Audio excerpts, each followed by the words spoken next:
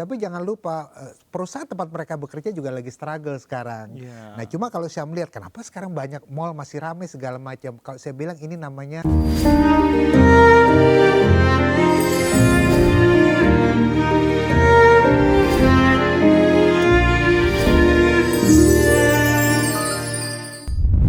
Halo Sobat iJoyce dimanapun Anda berada, senang sekali Deep Talk with Syam Hakung bisa kembali hadir menjumpai teman-teman semua. Kali ini kita tuh lagi gonjang-ganjing soal rupiah, bahkan pada saat kita syuting hari ini rupiah tuh tembus di angka Rp18.000. Banyak yang udah keluar-keluar, banyak yang udah ngeluh ini kenapa bisa begini dan harus gimana kita. Nah untuk ngebahasnya kita nggak sendirian di Deep Talk with Syam Hakung, udah ada Bang Safir Senduk. Halo, apa kabar Bang? kabar luar biasa, Syam. Cerah ya, walaupun rupiah kita 18.000. Harus cerah, harus cerah. Minimal orang ngelihat kita terhibur lah. Oke.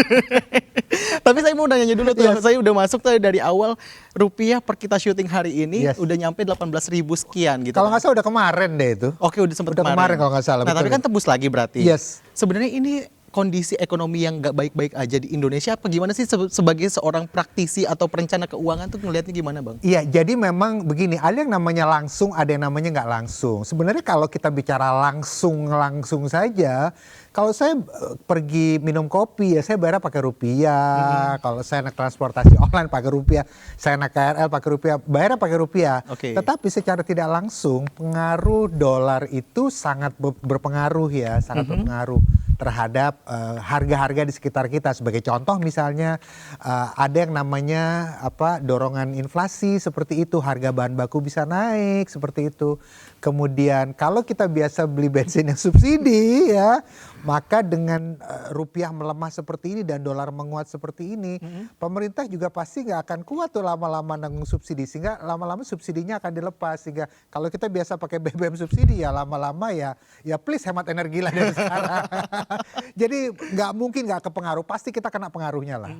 Tapi kalau misalnya ngomongin soal kondisi ekonomi tadi dari tadi saya menyinggung soal 18.000 walaupun tadi sempat Bang Safir bilang ini sebenarnya kondisi dari kemarin juga udah sempat kayak gitu. Betul. Kan. Tapi ini kondisi yang masih normal atau sebenarnya itu tuh kita harus harus panik atau harus gimana nanggepinnya sih Bang? Ya, jadi pertama-tama sebelum saya jawab ini, saya mau kasih tahu dulu bahwa kondisi masyarakat kita lagi sensitif. Yes. Lagi sensitif. Tapi sekarang saya harus jawab apa yang Sam sampaikan ya. Jadi sebetulnya kalau kita bicara fondasi yang namanya keluarga, kita bicara keluarga dulu, kita belum sampai skup negara.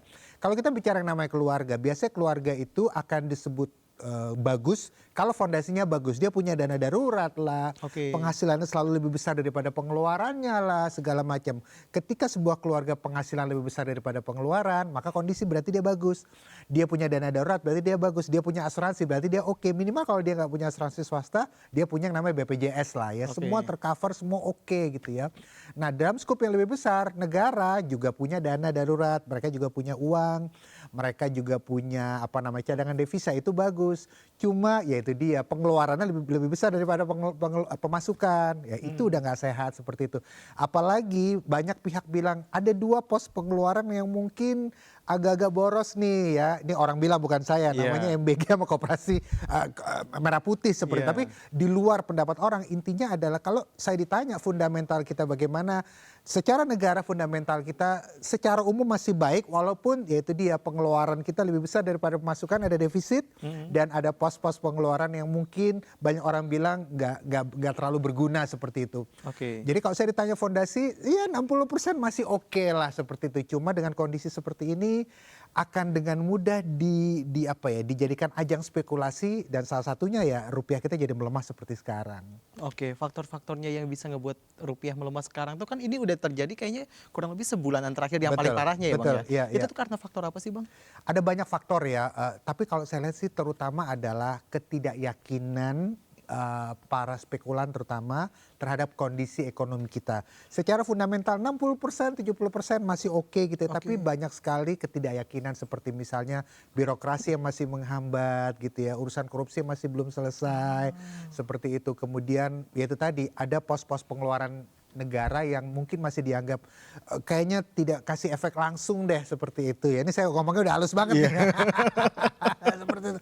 Tapi ini hal-hal yang bikin kita makin direpotkan seperti itu ya. Dan kalau nggak salah 1-2 bulan lalu memang sempat ada alasan bahwa kita lagi jatuh tempo pembayaran utang segala macam. Terus orang pergi haji butuh dolar segala macam. Tapi udahlah, haji udah selesai seperti itu.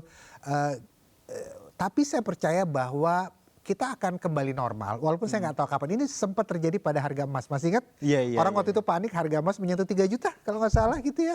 Dan akhirnya orang berbondong-bondong beli, tapi begitu turun, ternyata orang bilang ternyata tidak jadi, 3 juta nggak jadi naik lagi sampai turun lagi. Cuma ya itu banyak orang udah beli emas harga 3 juta akhirnya lo kok turun sekarang.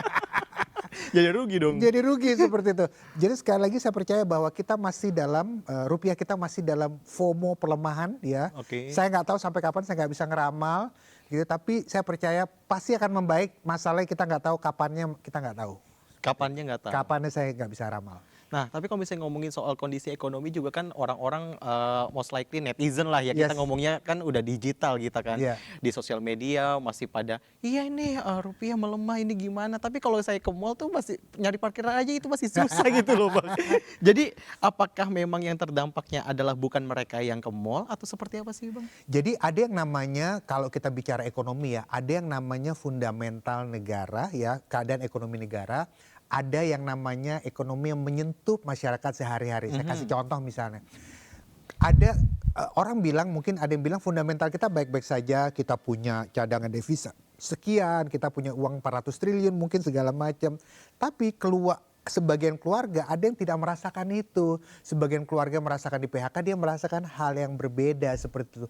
Jadi kalau saya bilang sekarang ini masyarakat itu terutama kalangan menengah, mereka banyak merasakan kesulitan ya, walaupun kesulitannya ini bagi sebagian, kalau kita melihat orang-orang pergi ke CBD di Jakarta gitu, kayaknya masih baik-baik saja. Tapi jangan lupa perusahaan tempat mereka bekerja juga lagi struggle sekarang. Iya. Nah cuma kalau saya melihat kenapa sekarang banyak mall masih ramai segala macam, kalau saya bilang ini namanya namanya efek lipstick.